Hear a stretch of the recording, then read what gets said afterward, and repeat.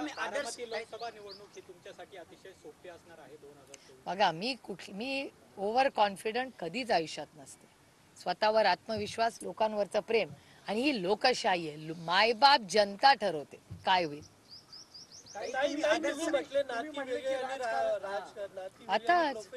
अर्थातच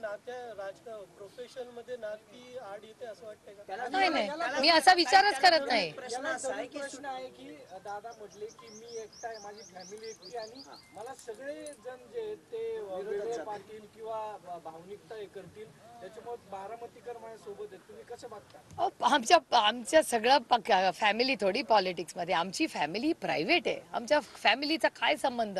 सगळे प्रोफेशनल आपापल्या पद्धतीने काम करतात. आमच्या फॅमिलीला कशाला आणताय तुम्ही राजकारणामध्ये? राजकारणात जे आहेत त्यांच्याबद्दल जरूर प्रश्न विचारा, पण आमची वैयक्तिक जी फॅमिली आहे त्यांना कशाला आपण ह्याच्यात आणायचं? त्यांचा बिचाऱ्यांचा काय संबंध?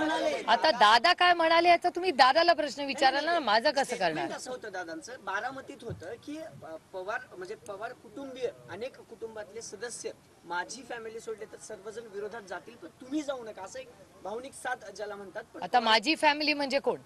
माझ्यासाठी तुम्ही पण माझी फॅमिलीच आहात.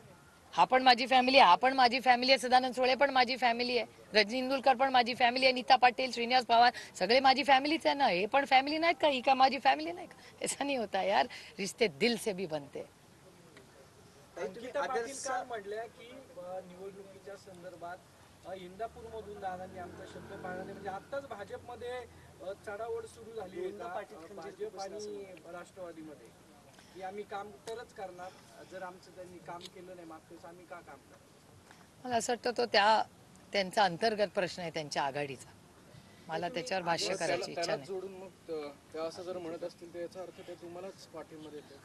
तो त्यांच्या आघाडीचा अंतर्गत प्रश्न आहे. मी कसं त्याच्यावर बोलणार? माझी एवढीच विनंती सगळ्या मायबाप मतदारांना आहे की त्यांनी 1, 2 नाही 3 वेळा मला मोठ्या संख्येने मतदान करून मला या देशाची सेवा करायची संधी मिळाली.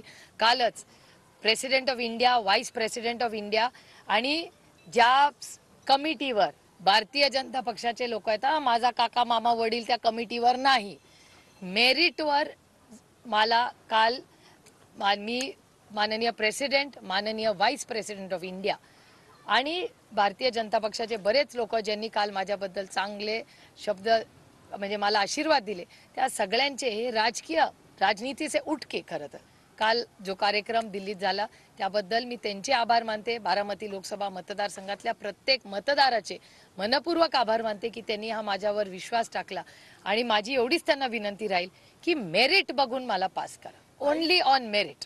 ते तुमच्या बरोबर आले, त्यांना दादांनी परवाच्या पंधरे म्हणून गाव आहे तिथं सभेत धमकी पण दिली की पुढं गरज लागल्यानंतर तुम्हाला माझ्याकडेच यायला लागेल, मी उघड धमकी